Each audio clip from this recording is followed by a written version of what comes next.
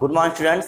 Class tenth में आज आपका टॉपिक है जंतुओं में जनन, रिप्रोडक्शन इन एनिमल्स। आज हम जानेंगे कि जंतुओं में जनन कैसे होता है। पिछले वीडियोस में आपने ये सब जान लिया है कि पौधों में वर्धी जनन, अलैंगिक जनन और लैंगिक जनन किन किन विधियों द्वारा और कैसे होता है।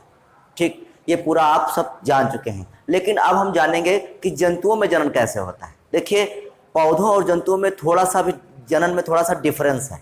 ठीक, और हम उन्हीं चीज़ों को जानेंगे इसमें। चलिए शुरू करते हैं वीडियो शुरू करने से पहले अगर आप हमारे चैनल पर नए हैं तो चैनल को सब्सक्राइब कर लें, बेल आइकन को दबाएं ताकि आपको वीडियो की नोटिफिकेशन मिल सके। और आप जितना हो सके वीडियो को लाइक करें और शेयर करें और कमेंट करें। चलिए शुरू करते हैं। जंतुओं में जनन।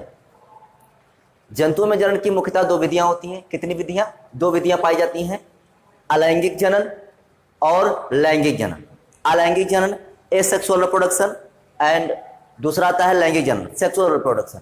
ठीक, जबकि पौधों में हमने क्या पढ़ा था कि पौधों में वर्धी जनन, अलैंगिक जनन और लैंगिक जनन हो रहा था। देखिए, वर्धी जनन भी एक प्रकार का लैंगिक जनन है, लेकिन जो वर्धी जनन होता है उसमें हम पौधे के किसी टुकड़े को काट कर या हटाकर दूसरा नया पौधा तैयार कर सकते हैं। लेकिन इसमें हम किसी जंतु को काट कर दूसरा जो जंतु है वो नहीं तैयार कर सकते। क्यों नहीं तैयार कर सकते? क्योंकि जंतु में अगर हम उसको जंतु को काट कर दो भागों में डिवाइड कर देंगे और उससे बन जाएगा तो एक तरीके से वो पुनरुत्थ भवन हो जाएगा।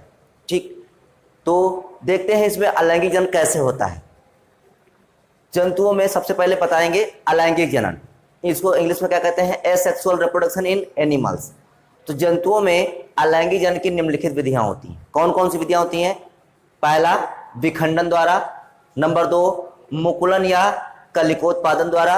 नंबर 3, पुनरुत्थ भवन द्वारा जनन। ठीक, तो ये तीन विधियां होती हैं, विखंडन, मुकुलन या कलिकोत्पादन, नंबर 3 पुनरुत्थ भवन। तो ये तीन विधि द्वारा अलैंगिक जनन होता है। अब हम सबसे पहले विधि इसमें जानेंगे विखंडन द्वारा। ठीक, तो विखंडन द्वारा जनन बाय फिजन। क्या होता है विखंडन? जैसा कि हम जान चुके हैं पिछले वीडियो में कि विखंडन होता है, ठीक, पौधों में हम पूरा पढ़ चुके हैं, लेकिन हमको यहाँ पर जंतुओं में पढ़ना है और लगभग वैसा ही है, केवल हम यहाँ पर जंतुओं में उदाहरण दे देंगे। ठीक, देखते हैं इसमें। और जो इसमें जनन होगा, विखंडन होगा, वो अनुप्रस्थ या अनुदैर्ध्य दोनों प्रकार से हो सकता है। ठीक, अभी हम बताएंगे अनुप्रस्थ या अनुदैर्ध्य विभाजन कैसे होता है। तो विखंडन द्वारा जनन, विखंडन द्वारा जनन में एक कोश की जीव। कैसे? एक कोश की जीव। देखिए, जो अलैंगिक जनन होता है ये मोस्टली सूक्ष्म जीवों में होता है। जैसे एक कोश के हुए, तो जैसे अमीबा, पैरामीशियम, ये सब जंतु हुए, तो उसमें ये अलैंगिक जनन वगैरह हो जाता है। लेकिन जो बड़े जीवधारी हैं, ठीक, उनमें क्या होता है, उनमें जो आपका लैंगिक जनन ही मोस्टली पाया जाता है। ठीक, तो विखंडन द्वारा जनन में एक कोश की जीव समसूत्री विभाजन द्वारा दो या दो से अधिक जीवों में विभाजित हो जाता है। सबसे पहले जानेंगे विखंडन होता क्या है। तो विखंडन माने क्या होता है? किसी चीज के खंड हो जाना। और कितने? दो या दो से अधिक खंड हो जाना। ठीक, दो या दो से अधिक खंड हो जाना की क्रिया को क्या कहते हैं? विखंडन। तो विखंडन द्वारा जनन में एक कोश की जीव। कैसे जीव? एक कोश की जीव। कैसे? एक कोश की जीव। एक कोश की जीव को इंग्लिश में क्या कहते हैं? Unicellular organism. तो जो यूनिसेलुलर ऑर्गेनिज्म होते हैं उसमें कैसा विभाजन होता है? जैसा कि हम पहले जान चुके हैं कि अलैंगिक जनन में हमेशा कैसा विभाजन होता है? समसूत्री विभाजन होता है। तो एक कोश की जीव समसूत्री विभाजन द्वारा, और कितने? दो या दो से अधिक जीवों में विभाजित हो जाता है। कितने जीवों में? दो या दो से अधिक जीवों में विभाजित होता है। किसके द्वारा? समसूत्री विभाजन द्वारा। कौन विभाजित हो जाता है? एक कोश की जीवधारी हो जाते हैं। और किस प्रक्रिया के द्वारा? तो विखंडन द्वारा। ठीक, क्रिया कौन सी है? विखंडन द्वारा। कौन सा जीवधारी? एक कोश की जीवधारी। कौन से विभाजन द्वारा? समसूत्री विभाजन द्वारा। कितने भागों में बढ़ जाता है? दो या दो से अधिक जीवों में बढ़ जाता है। ठीक, जैसे अमीबा, पैरामीशियम, यूग्लिना आदि।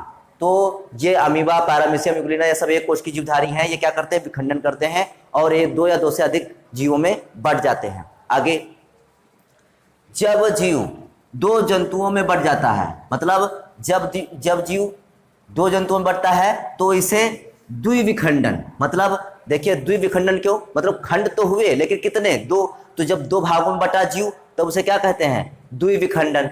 ठीक, और यह अनुप्रस्थ या अनुदैर्ध्य होता है। ठीक, अनुप्रस्थ या अनुदैर्ध्य। अनुप्रस्थ का मतलब क्या होता है, देखिए अनुप्रस्थ का मतलब होता है जैसे मान लेते हैं ये कोई जीवधारी है और हम अगर इसको ऐसे काट कर दो भागों में बांटे, ऐसे काटे इसको तो ये दो बराबर भागों में बटे जाएगा, तो इसे बोलेंगे क्या, अनुप्रस्थ। क्या बोलेंगे, अनुप्रस्थ विभाजन।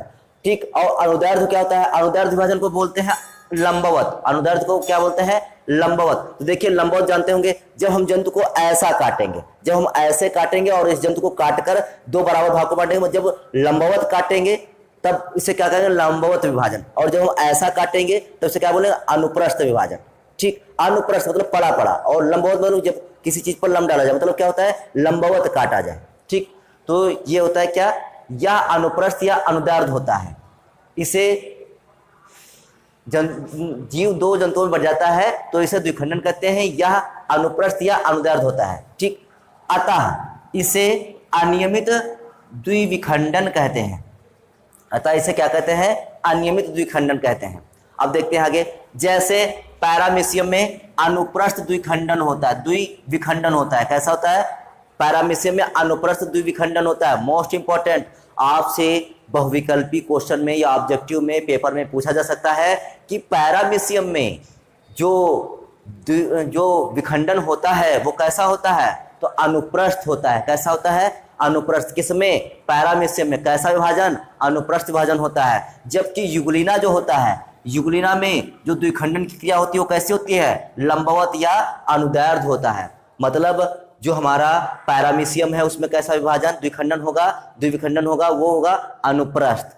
और जो हमारा युगलिना होगा उसमें कैसा द्विविखंडन होगा, लंबवत। तो ये आपको ध्यान रखना है, ये ऑब्जेक्टिव में ऐसे क्वेश्चन पूछे सकते हैं 20 से। ठीक, अब आगे देखते हैं। तो देखिए ये हमारा हो गया द्विविखंडन। द्विविखंडन क्या था कि जब कोई जीवधारी दो भागों में बट जाएगा तो इसे क्या कहेंगे, हम द्विविखंडन कहेंगे। और ये हमारा अनुप्रस्थ या अनुदैर्ध्य हो सकता है। और अनुप्रस्थ किस में होगा, हमारा पैरामीशियम में, और अनुदैर्ध्य किस में होगा, हमारा युगलिना में। ठीक, अब आगे देखते हैं। ये देखिए हो गई बात द्विविखंडन की। अब आते हैं बहुखंडन की। तो बहुविखंडन इंग्लिश में क्या कहेंगे, मल्टीपल फिजन। ठीक, क्या कहेंगे, मल्टीपल फिजन। तो बहुविखंडन में एकमात्र जीव, जैसा कि इसका नाम है, जैसा कि इसका नाम क्या है, बहुविखंडन, इसमें कितने हो जाएंगे, बहुत से खंड हो जाएंगे। तो बहुविखंडन में एकमात्र जीव दो से अधिक, कितने, दो से अधिक संतति जीवों में, संतति जीव में बढ़ता है, अर्थात संतति जीव बनते हैं। जैसे अमीबा, जैसे अमीबा या प्लाज्मोडियम। बहुविखंडन क्या होता है कि बहुखंड, जैसा इसका नाम है बहुखंडन, मतलब क्या होता है, बहुत से खंड हो जाना। कितने, दो से अधिक खंड हो जाना। ठीक, और किसके, एक मात्र कोशिका के, एक मदर सेल के, एक मदर सेल के दो से अधिक खंड हो जाना और उससे संतत जीव बना देना, ये क्या कहलाता है, हमारा बहुविखंडन, मल्टीपल फिजन कहलाता है। ठीक, जैसे आपका अमीबा और प्लाज्मोडियम। अब प्लाज्मोडियम क्या है ये भी आपको बता दें।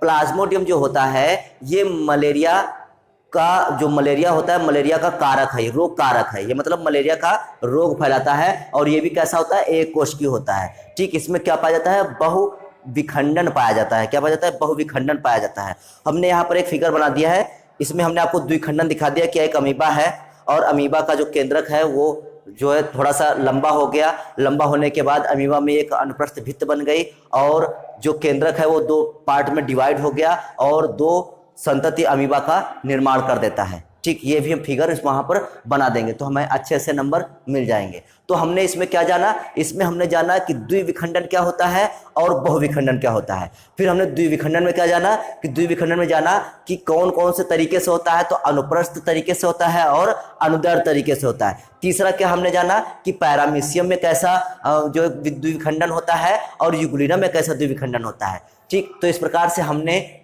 विखंडन द्वारा जनन पूरा इसमें जान लिया है। तो आज के लिए केवल इतना ही, बाकी नेक्स्ट वीडियो में, तब तक के लिए जय हिंद।